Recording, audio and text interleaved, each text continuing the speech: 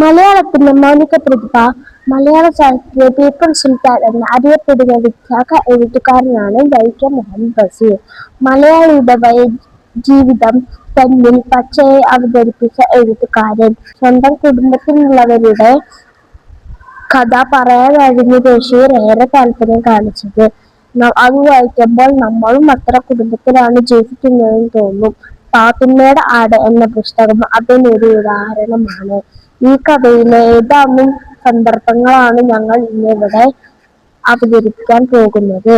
ഞങ്ങൾ ഇവിടെ നിങ്ങൾക്ക് പരിചയപ്പെടുത്തുന്ന കഥാപാത്രങ്ങൾ ബഷീർ, ഉമ്മ, പാത്തുമ്മ, അബി, സൈബു മുഹമ്മദ്, ലൈല, പാത്തുക്കുട്ടി, സുബൈദ. രംഗം 1. കഥാസന്ദർഭം. പാത്തുമ്മയുടെ ആട് അബിയുടെ ഹാഫ് ട്രൗസറിന്റെ മുൻവശം മുഴുവൻ തിന്നുകഴിഞ്ഞു. ബാക്കിയുള്ളതിൽ പിടികൂടിയിരിക്കുന്നു.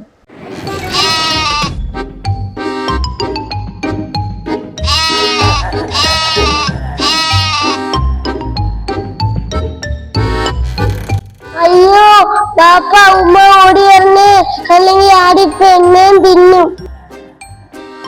വെള്ളത്തിനോട് തന്നെ കൊണ്ടേ കുടിച്ചിട്ടുണ്ട്. എന്താ പിള്ളേര് ബഹളം? എന്താണ് സംഗതി? അബിയുടെ ട്രൗസർ മുഴുവൻ ഈ ആട് തിന്നു മൂത്താപ്പ.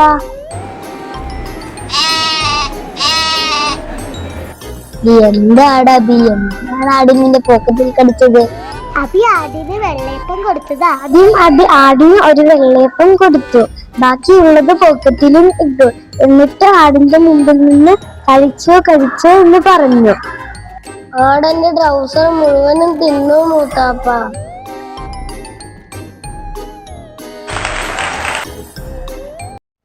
രംഗം 2. കഥാസന്ദർഭം. ഘോരമായ വിമർശനങ്ങൾ ഏറ്റുവാങ്ങിയ പുസ്തകങ്ങളും പുതപ്പിന്റെ ഒരു ഭാഗവും യാതൊരു സങ്കോചവും ഇല്ലാതെ തിന്നുകൊണ്ടിരിക്കുന്ന ആട്. ബാല്യകാലത്ത് ജീവിതപ്പറ്റി ശബ്ദങ്ങൾ ഇപ്പോൾ അകത്താക്കും. ഏത് സുന്ദരി, പുതപ്പ് തിന്നരുത്, അതിന് 100 രൂപ വിലയുണ്ട്. അതിന്റെ കോപ്പി എന്റെ അടുക്കൽ വേറെയില്ല. പുസ്തകങ്ങൾ ഇനിയും വേറെയുണ്ട്. അവതരിക്കെല്ലാം സൗജന്യമായി വരുത്തിത്തരാം. ഉമ്മ, നിങ്ങൾ ഇത് നോക്കൂ, ഇതാരുടെ ആടാണ് ഉമ്മ? ഇത് നമ്മുടെ പാത്തുമ്മയുടെ ആടല്ലേ? അവിടെ ആയിരുന്നു ഇപ്പോൾ ഇവിടെ സ്വാതന്ത്ര്യം.